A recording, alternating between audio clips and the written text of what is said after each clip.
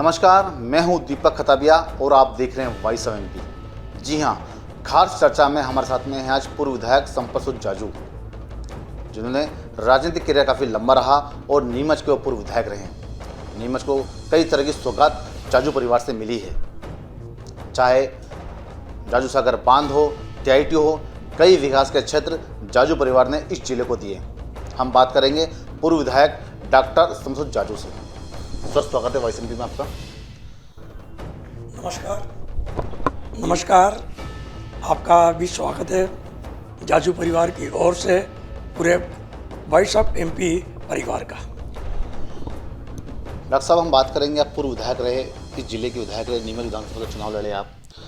इससे पूर्व राजनीतिक क्षेत्र की बात करें तो आपका पूरा परिवार नीमच की राजनीति में सक्रिय रहा। आपके पिताजी की बात करें, आपकी बात करें, किस तरह का विकास हुआ नीमच के अंदर और आज का जो विकास, जो आज की सत्ता है, क्या कहना है?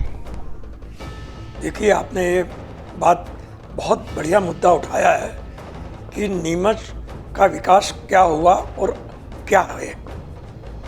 मेरे परिवार के अंदर 3 पीढ़ियों से सामाजिक कार्यों के लिए नीमच के कार्य किया है। मेरे दादाजी सूरजमल जी जाजू ने किया और मेरे पिताजी ने भी पूरा ध्यान नीमच के विकास के लिए तन मन धन से किया। नीमच का विकास को अगर हम देखें तो ये बात बहुत स्पष्ट है कि किसी भी क्षेत्र के विकास के लिए जब तक 3 तरह से नहीं देखेंगे तब तक आपको उस क्षेत्र के विकास के बारे में मालूम नहीं पड़ेगा। पूर्व में नीमच क्या था, आज क्या है और आने वाले समय में आपका सोच क्या है, आपका विज़न क्या है, इन तीनों का समन्वय ही आपको क्षेत्र के विकास को आगे बढ़ाता है। और इस चीज़ को जाजू परिवार ने बहुत अच्छी तरह समझा था कि पूर्व में क्या था, आज वर्तमान में क्या रहा जब वो लोग जनप्रतिनिधि रहे, और आगे क्या करना चाहिए, और उन चीज़ों पर उन्होंने मनन किया। और उनका एक ही लक्ष्य रहा कि यह शहर नीमच अपनी उन ऊंचाइयों पर पहुँचे कि यहाँ का व्यक्ति किसी भी सुविधाओं से महरूम नहीं रहे। जाजू जी, थोड़ा बात करना चाहूँगा आपसे, थोड़ा सा पूर्व में जाएंगे आप। राजनीतिक करियर के साथ साथ में, राजनीतिक क्षेत्र के साथ में, आप इस जिले की जनता के चुने हुए प्रतिनिधि थे, विधायक थे। जनता ने आपको सर में बिठाया, आपके सर पे विधानसभा का ताज बना, आप यहाँ के विधायक बने। विकास की बात करें तो नीमच अन्य जिलों की तरह क्यों पिछड़ा, उस समय हम बात करेंगे थोड़ा सा। प्रदेश के अंदर सरकार कांग्रेस की थी, अधिकतर कैबिनेट आपकी पूरी थी, विधायक नीमच में कांग्रेस के थे। विकास की हम बात करेंगे, आज अन्य जिलों विकास की तरह लगातार बढ़ रहे हैं, लेकिन नीमच में किस तरह का आपने विकास दिया, और आज देखा जाता है कि नीमच कहीं ना कहीं विकास से पिछड़ा हुआ दिख रहा है। निस्संदेह आपने जो प्रश्न किया है वो बहुत उचित प्रश्न है। विकास के मामले में हम अगर नीमच का इतिहास देखें, जब वो जिला नहीं बना था उसके पूर्व का, तो यहाँ पर विकास के मामले में जिस तरह की योजनाएं आई वो संभाग स्तर तक नहीं थी, जिला स्तर तक नहीं थी। परंतु नीमच की कम आबादी के बाद भी उन योजनाओं का लाभ नीमच को तत्कालीन कांग्रेस के विधायकों ने और कांग्रेस सरकार ने दिलवाया। चाहे वो मेरे पिताजी विधायक रहे हों, चाहे वर्मा जी रहे हों, चाहे मैं रहा हूं, हम लोगों ने नीमच के विकास के लिए हर क्षेत्र के अंदर, खास करके अधोसंरचना के क्षेत्र में जो काम किया वो आज भी मील का पत्थर नीमच के विकास के लिए है। जाजू परिवार की बात की जाए तो जाजू परिवार का नाम सुनते ही लोगों को लगता है कि विकास की बात कही जाती है। आपके जो पिताजी हैं, जो पूर्व कैबिनेट मंत्री रहे हैं, विधायक रहे हैं, और नीमच को किस तरह का उन्होंने इस शहर को विकास दिया, किस तरह की सौगात दी नीमच को? देखिए, उनका जो विज़न था, वो जो सोच थी नीमच के प्रति, वो बिरले ही नेतृत्वकर्ताओं के अंदर मिलती हैगी। उन्होंने सर्वांगीण विकास को देखते हुए नीमच को आगे बढ़ाया, चाहे वो शिक्षा का मामला हो, चाहे आपका पेयजल का मामला हो, चाहे उद्योग का मामला हो या चाहे नारी सशक्तिकरण का मामला हो, पेयजल के मामले में बच्चे को मालूम है नीमच के अंदर कि उनके कारण कितना बड़ा जाजू सागर डैम की सौगात हमें मिली। जहाँ शिक्षा की बात करें तो नीमच का डिग्री कॉलेज और सेंट्रल स्कूल ये उनकी बहुत बड़ी देन थी। डिग्री कॉलेज एकमात्र पूरे हिंदुस्तान में तहसील स्तर पर 30,000 की आबादी में खुलने वाला सरकारी डिग्री कॉलेज था। निजी महाविद्यालय तो कई जगह खुले, पर जो सरकारी महाविद्यालय जो खुला था वो नीमच के अंदर एकमात्र था जो सरकारी खुला। सेंट्रल स्कूल नीमच के अंदर पिछले साल ही 50 वर्ष हुए सेंट्रल स्कूल को खुले हुए नीमच के अंदर। और ये सेंट्रल स्कूल जब खुला जबकि उज्जैन संभाग के उज्जैन में भी सेंट्रल स्कूल नहीं था। तो आप इसी तरह से अगर हम उद्योग की बात करें तो नीमच का औद्योगिक क्षेत्र जो है जिसे वो जो बना हुआ है वो भी मेरे पिताजी की देन है। तो नीमच के सर्वांगीण विकास में आप किसी भी क्षेत्र की बात कर लीजिए तो उसके अंदर कांग्रेस के जनप्रतिनिधियों ने जो योगदान दिया है वो योगदान मिलना बहुत मुश्किल है। बड़ी बात की है पूर्व विधायक डॉक्टर जाजू ने कि मेरे पिताजी सीताराम जाजू ने नीमच को कई विकास की गंगा बहाई। डॉक्टर साहब थोड़ा सा बात करेंगे आपसे, आप भी विधायक रहे हैं। 1985 में आप पहली बार नीमच से विधायक चुने गए और 90 तक आप राजनीति में सक्रिय रहे, विधायक रहे। अभी तक जितनी भी योजनाएं गिनाई आपने अपने पिताजी गिनाई कि मेरे पिताजी ने सीताराम जाजू ने इस शहर को सबसे बड़ा जो बांध उस समय जो 30,000 आबादी क्षेत्र था जाजू सागर बांध दिया, जिसको हम हल्के काल से नाम जानते हैं। शिक्षा के क्षेत्र में डिग्री कॉलेज दिया, TIT दी। आपके कार्यकाल में इस शहर को क्या मिला?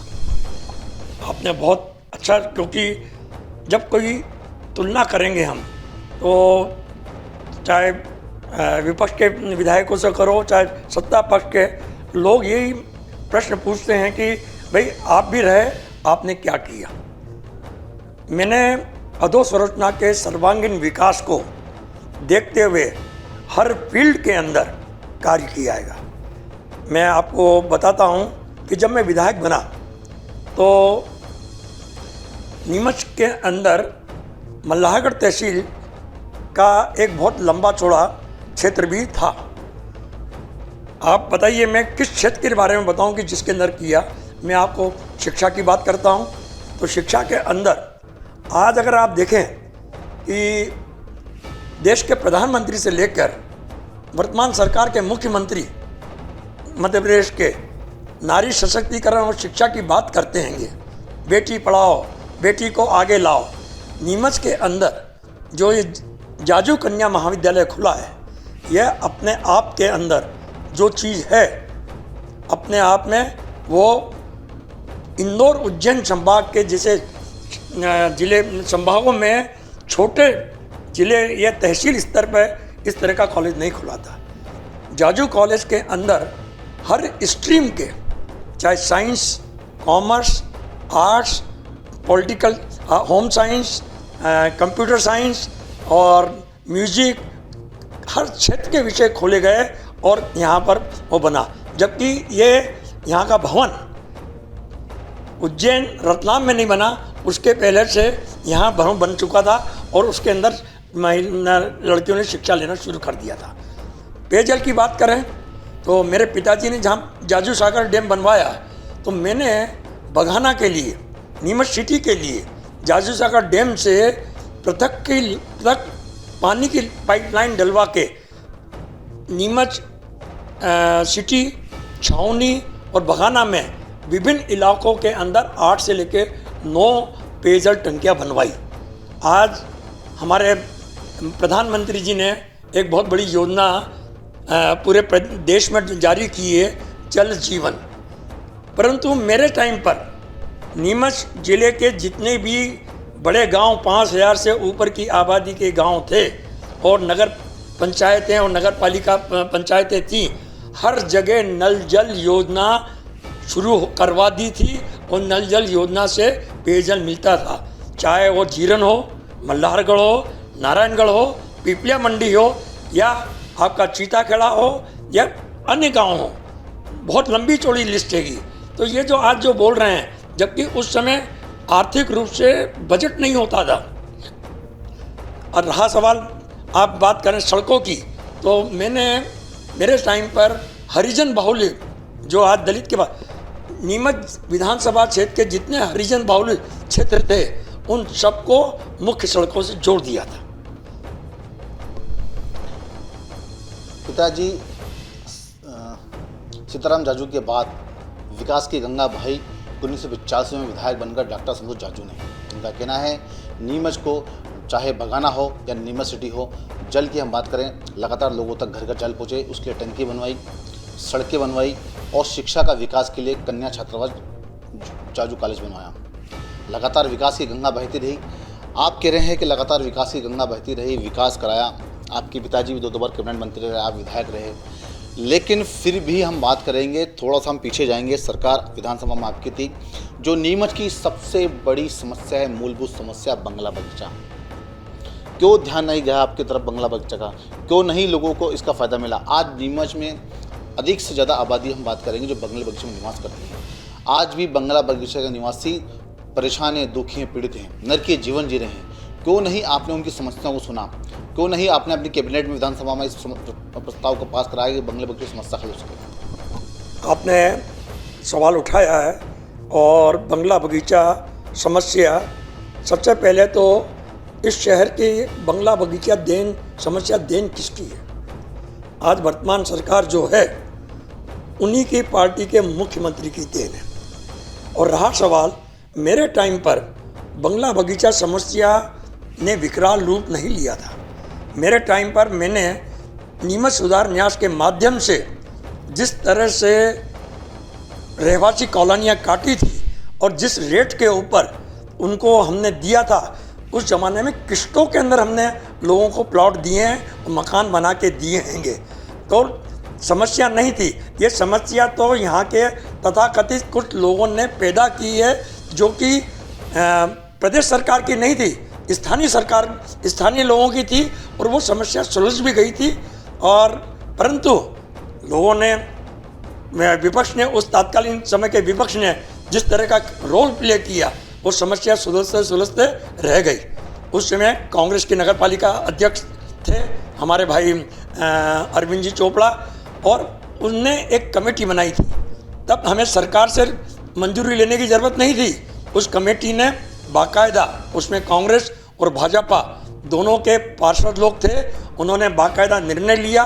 निर्णय लेने के बाद उनने एक विकास शुल्क बताकर नीमच की बंगला बगीचा समस्या के अंदर रहवासी लोगों को मालिकाना हक देने की बात की थी। परंतु उस जमाने के तथाकथित भाजपा के नेतृत्वकर्ताओं ने और तथाकथित जो कॉलोनाइजर थे, उनने उसका विरोध किया। विकास होता है, विकास फ्री फोकट में नहीं होता है। विकास करने के लिए धन की आवश्यकता होती है। तात्कालीन नगर पालिका अध्यक्ष ने एक बहुत तरीके से, सुलझे हुए तरीके से नीमच की बंगला बगीचा समस्या के लिए कमेटी गठित करके एक प्रयास किया था। परंतु तात्कालीन विपक्ष और उनके नेताओं के और तात्कालीन कॉलोनाइजर के कारण वो नहीं रहा। उसके बाद में ये समस्या उलझती गई। मैं चुनाव हार गया और जनता ने जो आदेश दिया उसको हमने सिरोधार किया। परंतु जो समस्या बंगला बगीचा की बनी है, उसका पूरा का पूरा दोष वर्तमान भाजपा सरकार के उन नेतृत्वकर्ताओं को है जो उस समय थे। बड़ी बात की है पूर्व विधायक जाजू जी ने कि लगातार नीमच के बंगला बगीचे का विकास हो रहा था, लेकिन विपक्ष की भूमिका निभा रहे थे भारतीय जनता पार्टी, और विपक्ष के लोगों ने इस समस्या का हल होने नहीं दिया। लेकिन आप तो कह रहे हैं कि विपक्ष लोगों ने हल दिया। लगातार विधानसभा राज्य में के अंदर आपकी सरकार थी, नगर पालिका अध्यक्ष आपका था, बहुमत उसमें आपका था, लेकिन ऐसा क्यों रहा कि बंगाल की समस्या का हल नहीं हो पाया? बीजेपी का तो ये आरोप है, भाजपा सरकार का तो आरोप है कि लगातार कांग्रेस ने जनता को छला है, इस समस्या को भुनाया है और बंगला बगीचा पर राजनीति करके चुनाव जीता है, ना कि समस्या का हल करा है। देखिए, आपने एक बात बहुत बढ़िया बोली है कि कांग्रेस के अध्यक्ष रहे, कांग्रेस ये शहर का एक बहुत बड़ा राजनीतिक चरित्र रहा। अध्यक्ष कांग्रेस के रहे और पार्षद भाजपा के रहे। इन भाजपा के पार्षदों ने जब भी कांग्रेस ने अच्छा काम करने की बात की और प्रस्ताव पास किए, जब कांग्रेस की सरकार थी, दिग्विजय सिंह की सरकार थी, यहाँ पर हमारे घनश्याम जी पाटीदार मंत्री थे, उन इन सब लोगों ने जब प्रयास किए, पर पार्षदों का बहुमत हमारा साथ नहीं था। और उन लोगों ने अपने हिसाब से, अपने नेताओं के कहने पर, उन कॉलोनाइजर के साथ मिलकर उनने बंगले बगीचे समस्या को उलझाए रखा और कभी भी स्वीकृत नहीं होने दिया। मैं आपको एक चीज, आप नीमच के हो, नीमच के अंदर आज आप उठा के देख लीजिए कि निजी कॉलोनियलाइजर कौन लोग हैं, किस पार्टी को बिलोंग करते हैं और किन लोगों ने अवैध कॉलोनियाँ काटी हैं, वो किनके साथ हैं, किस राजनीतिक दल के साथ उनकी प्रतिबद्धता है और किस राजनीतिक दल को वो चंदा देते हैं। तो आप खुद सोच लीजिए कि जो कॉलोनाइजर लोग जिस पार्टी को चंदा देते हैं, जिसके साथ हैं, तो वो पार्टी उनके हित की बात करेगी कि नीमच की जनता के हित की बात करेगी। मैं आपको एक जानकारी देना चाहता हूँ और ये जानकारी मेरी नहीं है, ये कल एक बहुत बड़ा निर्णय सुप्रीम कोर्ट ने दिया है कॉलोनीज और अवैध उसके लिए, और इनने ये दिया है कि जब राजनीतिक दलों के मंत्री अवैध कॉलोनाइजर के उद्घाटन करते हैं, उनका यह करते हैं, तो प्रशासन कैसे कार्रवाई करेगा। तो आप नीमच में भी देख लीजिए कि नीमच के अंदर कितनी अवैध कॉलोनियाँ बनी हैं और किन किन ने बनाई हैं और किनका संरक्षण मिला हुआ है। तो आपको दूध का दूध पानी का पानी हो जाएगा कि किसके कारण बंगला बगीचा समस्या आज भी उलझी हुई है। लॉलीपॉप कांग्रेस ने कभी नहीं दिया, जो भी कहा है मुख्यमंत्री ने चुनाव में आके दिया है, चाहे आपकी उमा भारती हो, चाहे आपके शिवराज सिंह जी हो। और शिवराज सिंह जी का तो झूठ पकड़ा गया कि मैं 6 महीने के अंदर कर दूंगा, 6 महीने के आज 16 साल हो गए। बंगला बगीचा समस्या जो भी हो, लेकिन कांग्रेस बीजेपी अपने अपने हिसाब से लोगों को, जनता को बताती है। पूर्व विधायक ने कहा कि समस्या का हमने हल किया, लेकिन जो भाजपा के दलाल हैं, जो कॉलोनियाँ काटते हैं, उन दलालों ने इस समस्या को बनाए रखा और लगातार अवैध कॉलोनियाँ काटते गए। कभी बंगला बगीचे की समस्या को हल नहीं हो दिया। जनता लगातार परेशान है, पार्टियां अपने अपने स्तर से जवाब देती हैं। सर, हम थोड़ा सा और बात करेंगे नीमच के विकास की। नीमच को स्वास्थ्य सेवा की बात करें, आप विधायक रहे, यहाँ स्वास्थ्य की शिक्षा की हम बात करें, स्वास्थ्य बहुत पिछड़ा हुआ है। हम यहाँ रोजगार की बात करें तो रोजगार के कोई बड़े उद्योग नहीं लगे हमारे यहाँ। लंबा समय रहा केंद्र में कांग्रेस सरकार रही, राज्य में कांग्रेस सरकार रही, लगातार विधायक कांग्रेस के रहे। एक लंबा राज करने के बाद भी नीमच इतना क्यों पिछड़ा? देखिए, आपने जो बात बोली स्वास्थ्य सुविधाओं की और रोजगार की और अन्य मुद्दों की कि नीमच क्यों पिछड़ रहा है, मैंने आपको बहुत स्पष्ट बताया कि नीमच के अंदर वो सुविधाएं जो संभाग स्तर को नहीं मिली थी, जिला स्तर को नहीं मिली थी, वे सुविधाएं नीमच के अंदर थी। स्वास्थ्य सुविधाओं की अगर आप बात करें तो जो ये बोलता है कि नीमच की स्वास्थ्य सुविधाएं अभी खराब हुई हैं, तो मेरा ये मानना है कि ये जो स्वास्थ्य सुविधाएं बिगड़ी हैं, ये पिछले 17 साल में बिगड़ी हैं। नीमच का आप इतिहास उठा के देख लीजिए, नीमच सिटी से लेकर बगाना तक चारों ओर स्वास्थ्य सुविधाओं का जाल बिछा हुआ था जब मैं एमएलए था। अगर आप नीमच जिला चिकित्सालय, नीमच उस ज़माने में नीमच के अंदर सिविल हॉस्पिटल होता था, और यहाँ की बात करें तो यहाँ केवल जब मैं एमएलए बना था एक सर्जिकल स्पेशलिस्ट का पद था, और जब मैं चुनाव जीत के आया और जब अगला चुनाव लड़ा, तब यहाँ पर 3 और स्पेशलिस्ट के पद क्रिएट करके हमने सरप्लस डॉक्टर यहाँ पर कर दिए थे। 3 यहाँ हमने सर्जिकल के साथ गायनेकोलॉजिस्ट, चाइल्ड स्पेशलिस्ट और मेडिकल स्पेशलिस्ट, ये पद हो गए थे। और यहाँ पर उस ज़माने में जितने डॉक्टर थे उससे ज़्यादा डॉक्टर नीमच जिला सिविल अस्पताल में पदस्थ थे। नीमच के अंदर मल्हारगढ़, झीरन, नारायणगढ़, पिपलिया मंडी और छोटे छोटे गांव आते थे। मैंने उस समय 2 CH के प्राइमरी हेल्थ सेंटर खुलवाए और वो आज भी चल रहे हैं। नीमच तहसील का अंदर बोरदिया कला और मल्हारगढ़ तहसील के अंदर कनगेठी। उसके अलावा लगभग 40 उप स्वास्थ्य केंद्र ANM सेंटर खुले। और सबसे बड़ी बात है, उस समय हर जगह पर महिला चिकित्सक के साथ पुरुष चिकित्सक की व्यवस्था थी और ANM सेंटर पे हर जगह नर्सिंग स्टाफ था। अब ये बाद में कहाँ चला गया, क्यों गया, तो मैं नहीं कह सकता। आपको दूसरी बात नीमच के और स्वास्थ्य की बात करता हूँ।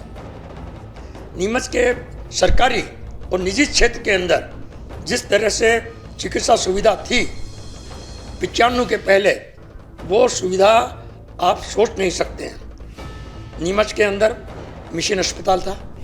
मिशन अस्पताल और सिविल अस्पताल नीमच दोनों के अंदर आज हम जहाँ मरीज भेजते हैं, चित्तौड़ जा रहा मरीज, आज मंदसौर जा रहा है, आज दूसरी जगह रहे, वहाँ के मरीज यहाँ इलाज कराने आते थे, ऑपरेशन कराने आते थे। अब अगर आप देखें तो मिशन अस्पताल बंद हो गया। कभी किसी ने सोचा क्यों, क्या कारण था, क्या राजनीति पीछे आई उसके, क्यों बंद हो गया? नीमच सिटी के अंदर वहाँ पर आपका आयुर्वेदिक चिकित्सालय था, आपका बगाना के अंदर आयुर्वेदिक चिकित्सालय था, वो क्यों बंद हो गया? आपके ओपियम अल्ट्राइड फैक्ट्री के अंदर अलग से चिकित्सालय था, वो क्यों बंद हो गया?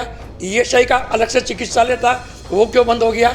CRPF एरिया के अंदर पूरा का पूरा CRPF के लिए चिकित्सालय थे, वहाँ की सुविधाएं अगर नहीं मिल पा रही हैं तो किसके कारण नहीं मिल पा रही हैं? आप इतनी बड़ी आरोप लगा रहे हैं सरकार पर, लेकिन भरंदा पार्टी का तो कहना है कि स्वास्थ्य के मामले में ने बहुत सुविधाएं दी, जिले को जिला चिकित्सालय बनाया, यहाँ बेड दिए, डॉक्टर दिए, और जनता को दिखता ही नहीं, आए दिन दुर्घटनाएं हो रही हैं। तो भाजपा का कहना है कि स्वास्थ्य के मामले में कई सुविधाएं दी, मशीनरी दी, स्टाफ दिया, डॉक्टर दिया। आप भी सही कह रहे हैं कि डॉक्टर उस समय सुविधाएं दी, लेकिन फिर भी लगातार हम जिले के चिकित्सालय की बात करें तो मौत का आंकड़ा बढ़ता गया, लोग परेशान होते गए, जिला चिकित्सालय रेफर चिकित्सालय हो गया। देखिए, आपने बिल्कुल सही बोला है। हर राजनीतिक दल जो काम करेगा या नहीं करेगा, पर अपनी उपलब्धियां लोगों को दिखाएगा और लोग स्वयं उसको आकलन कर लेंगे कि उपलब्धि में उनका कितना हाथ है।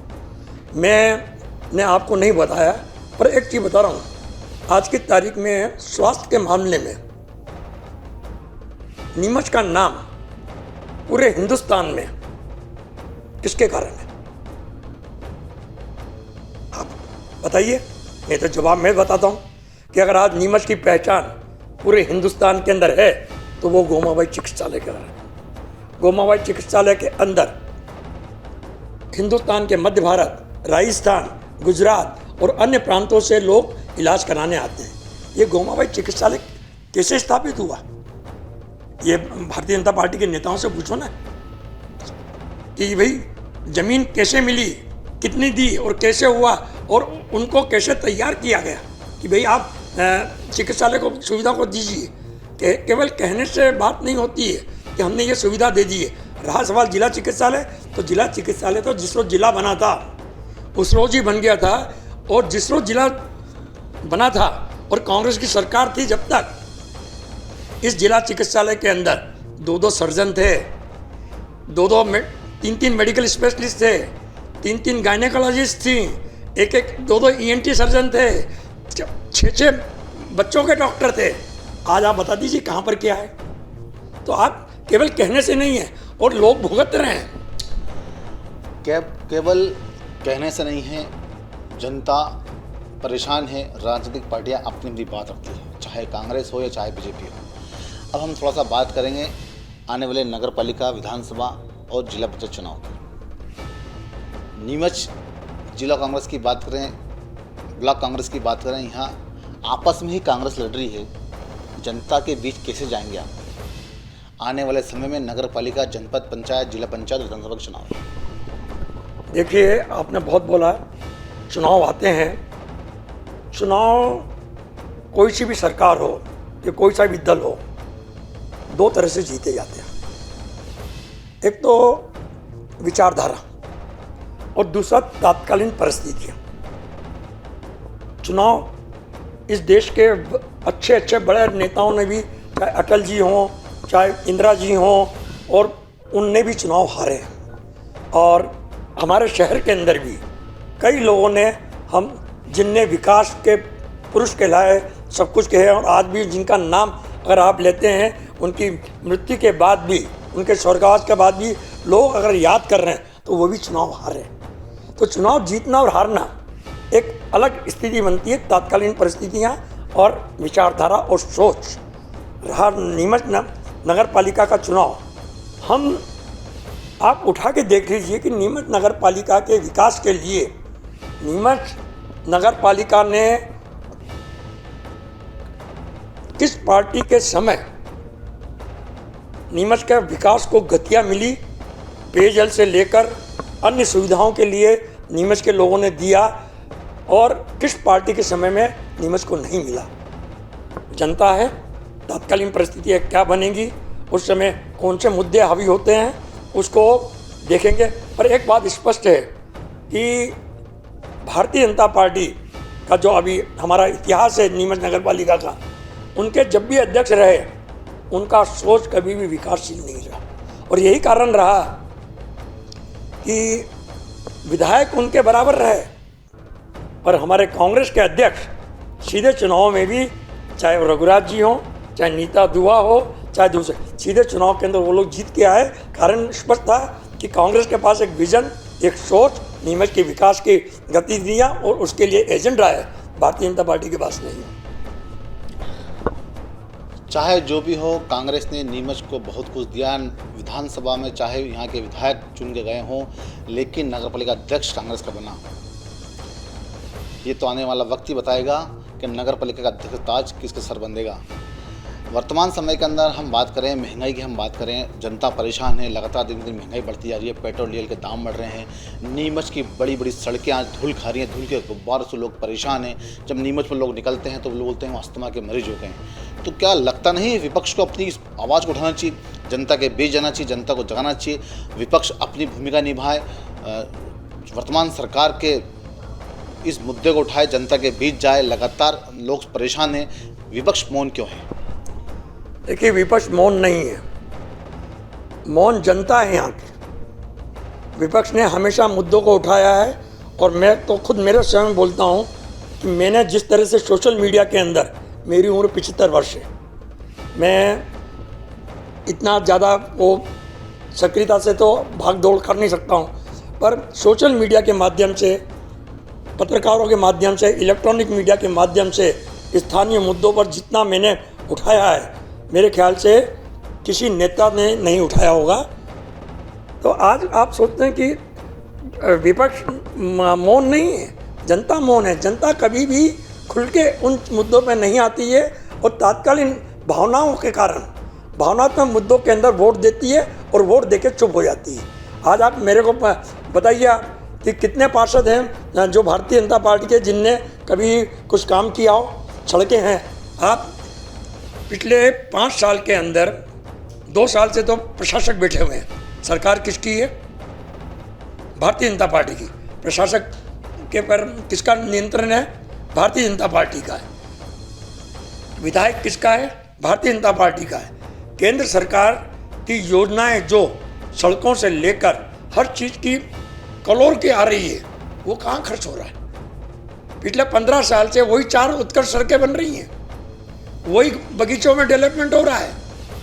पिछले 10 साल से आप उठा कर देख लीजिए, आपने करा किया। और इनका विकास का अगर सोच देखना है तो आप खुद देख लीजिए, बगाना अंडर ब्रिज, बगाना बाईपास, या आप ये अंडर ब्रिज की हालत देख लीजिए कि क्या होती है। आप फवारा चौक की हालत देख लीजिए कि अगर उत्कर्ष सड़क बनी है तो क्यों पानी इकट्ठा हो जाता है? किसने देखा? उस समय तो नगर पालिका के अंदर अध्यक्ष इन्हीं के लोग थे। इनका पार्षद का कितना बड़ा बहुमत, 32 पार्षद, नगर पालिका का अध्यक्ष। उसके बाद में आप ये, और सड़कों बनने में टाइम कितना? आज आप देख लीजिए कि यार खुदाई की है, क्यों? क्योंकि ठेकेदार इनके हैं, ठेकेदार गुजरात के हैं। गुजरात किसका है? और उनके पर संरक्षण किनका है? शिकायत करे भी तो भारतीय जनता पार्टी के नेताओं ने शिकायतें की, उसकी जांच हुई, जांच के अंदर पाया गया, पर कार्रवाई आज तक नहीं की। क्यों नहीं हुई? तो भाई साहब, कांग्रेस तो अपना कार्य निभा रही है, रोज कर रही है। सवाल इस बात का है कि जब सैया भैया कोतवाल तो डर का आएगा, जब भारतीय जनता पार्टी की सरकार, भारतीय जनता पार्टी के विधायक, भारतीय जनता पार्टी के सांसद, तो फिर प्रशासनिक अधिकारियों को और बेईमानों को, भ्रष्टाचारियों को डर कहीं नहीं रहेगा। वो तो करेंगे, फिर चुनाव आएंगे, फिर मुद्दा ऐसा ले आएंगे, धर्म का मुद्दा ले आएंगे, अन्य मुद्दे ले आएंगे और जनता को बरगलाएंगे। तात्कालीन परिस्थितियां बनेंगी, फिर आप जीत जाएंगे, फिर अगले 5 साल चुनाव रोते रहेंगे। पूर्व विधायक जाजू ने तो जनता को ही कटघरे में खड़ा कर दिया और बोला कि विपक्ष तो अपना काम करता है लेकिन जनता मौन है। और एक तरफ लगातार कांग्रेस इस बात को बहुत ताकत से उठाती है, जोर शोर से चिल्लाती है कि भारतीय जनता पार्टी, भाजपा सरकार धर्म के नाते राजनीति करती है, धर्म के मुद्दे पर राजनीति करती है। चुनाव आएंगे, फिर एक ऐसा मुद्दा आ जाएगा जिस समय भारतीय जनता पार्टी फिर सक्रिय रहेगी और जनता इस बहकावे में आ जाएगी और भारतीय जनता पार्टी को चुन लेगी। क्यों डर लगता है आपको? आप क्यों नहीं जाते हो? आप क्यों नहीं धर्म की राजनीति करते हो? ऐसा भारतीय जनता पार्टी भी बार बार क्यों आरोप लगते हैं? कांग्रेस का विश्वास क्यों नहीं जीत पा रही जनता का? क्यों नहीं जनता के बीच जाके बात करती कांग्रेस? देखिए, आपने बोला कांग्रेस तो विचारधारा से हमेशा काम किया आएगा। आज जो ये धर्म की जो बात कर रहे हैं, गाय की जो बात कर रहे हैं, ये अन्य बात कर रहे हैं, आप क्या सोचते हैं कि ये मुद्दे के आज के? जब से जनसंघ बनी, उसके भारतीय जनता पार्टी बनी और यहाँ नीमच के अंदर चुनाव हुए, उसके अंदर गाय के नाम पर, धर्म के नाम पर चुनाव के वोट मांगते गए। परंतु अब जब से सोशल मीडिया एकदम आया और सोशल मीडिया में जिस तरह से इसका दुष्प्रचार किया गया, और ये मैं नहीं कह रहा हूँ, फेसबुक के मालिक ने 2 रोज़ पहले कहा है कि भारतीय जनता पार्टी ने चुनाव जीतने के लिए फेक न्यूज़ बना कर और फेक कार्य करके लोगों को बरगलाया है। ये मैं नहीं कह रहा हूँ साहब, मैं कहूँगा तो आप बोल देंगे कि राजनीतिक नेता हैं, इनने ये बात की हैगी। तो आज की तारीख के अंदर, उस समय जब जनता को मालूम था कि हम किसके साथ में हैं, क्या है, आज तो व्हाट्सएप यूनिवर्सिटी से लोग फेक न्यूज़ बनाकर और करोड़ों रुपया उन लोगों को दिया जा रहा है जो इस तरह की न्यूज़ें बना के माहौल बिगाड़ना चाहते हैं। भाई आज क्या कारण है? दक्षिण भारत के अंदर भारतीय जनता पार्टी नहीं आ रही जीत के, क्या कारण है कि आज पंजाब में नहीं आई भारतीय जनता पार्टी जीत के? क्या कारण रहा? हिमाचल के अंदर हार गई, क्या कारण रहा? बंगाल के अंदर हार गई। मैं तो आपको कई उदाहरण दे दूंगा। मैं पंजाब, बंगाल, हरियाणा की बात छोड़कर हम नीमच की बात करेंगे, प्रदेश की बात करेंगे। लगातार 20 सालों से यहाँ भारतीय जनता पार्टी की सरकार है। 12 महीने कमलनाथ जी को छोड़ दें तो लगातार भारतीय जनता पार्टी की सरकार है, भाजपा के विधायक रहे हैं। क्यों कांग्रेस लगातार हार रही है? क्या लगता है आने वाले चुनाव में कांग्रेस मुख्यमंत्री बना पाएगी? कांग्रेस विधायक चुन पाएगी? क्या नगर पालिका में एक बार फिर कांग्रेस अपना झंडा लहराएगी?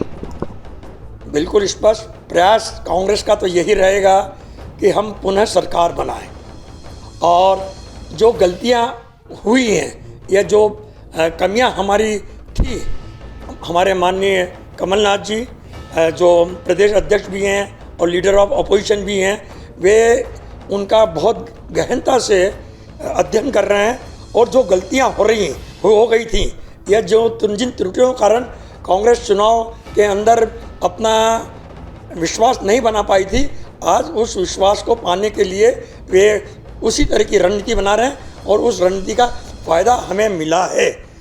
ये बात अलग है कि आप चुनाव जीतना नहीं। आज हमारे यहाँ उपचुनाव भी हुए, उसके अंदर कांग्रेस का मतदान प्रतिशत बढ़ा है, बीजेपी का मतदान प्रतिशत कम हुआ है उपचुनाव के अंदर भी। ये तो आप हर आदमी जानता है कि 2 साल का 1 साल का कार्यकाल बचा है तो जनता उसी को देगी। परंतु अगर आप खंडवा का चुनाव देख लीजिए, खंडवा के चुनाव के अंदर कांग्रेस का मतदान प्रतिशत बहुत ज़्यादा बढ़ गया, अन्य जगहों पे मतदान प्रतिशत बढ़ा है। तो आप आने वाला समय जब एक साथ होगा तो कांग्रेस का मतदाता कांग्रेस के प्रति अपना पुनः विश्वास, जो ढुलमुल वोट या जिसे हम फ्लोटिंग वोट बोलते हैं, आज वो हर तरह से त्रस्त है, वो कांग्रेस को वोट देगा। ये थे पूर्व विधायक संपत जाजू, जिनका साफ कहना था कि जनता त्रस्त है, परेशान है। आने वाले जो चुनावों के अंदर जनता एक बार फिर कांग्रेस चुनेगी और कांग्रेस का विश्वास देगी। लेकिन ये तो आने वाला वक्त ही बताएगा कि किसके सर पे बनेगा ताज, कौन होगा इस प्रदेश का राजा, विधानसभा में कौन जीतेगा और नगर पालिका में किसकी सत्ता होगी। वॉइस ऑफ एमपी के लिए दीपक तबिक रिपोर्ट।